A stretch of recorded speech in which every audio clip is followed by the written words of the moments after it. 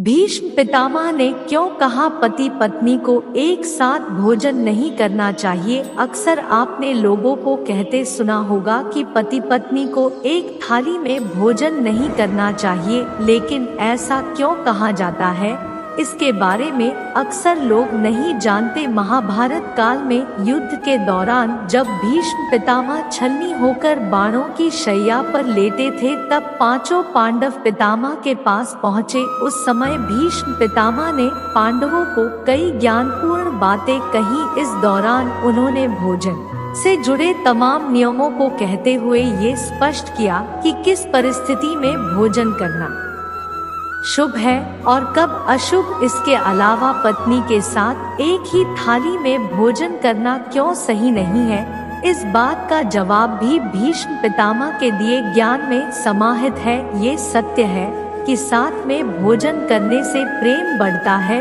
भीष्म पितामह भी इस बात को भली भांति समझते थे। उनका मानना था कि हर व्यक्ति के परिवार को लेकर तमाम कर्तव्य होते हैं।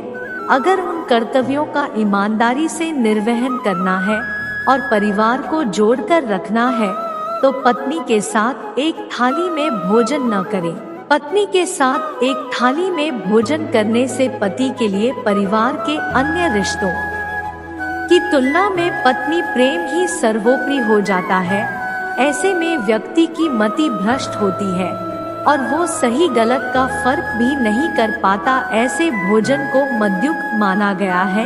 यदि पत्नी प्रेम सर्वोपरि हो जाए तो वो परिवार में कलह की वजह बनता है और व्यक्ति को व्यसनी बना देता है।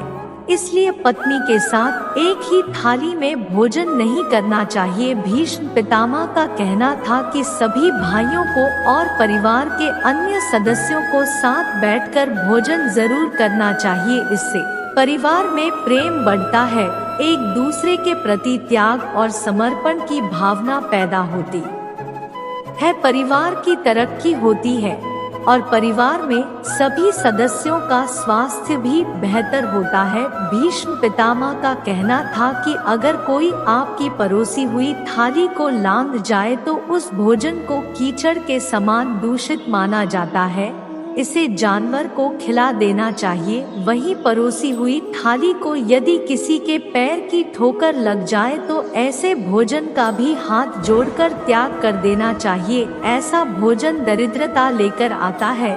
जिस भोजन में बाल निकल आए उसे भी नहीं खाना चाहिए, इससे घर में धन हानि होती है।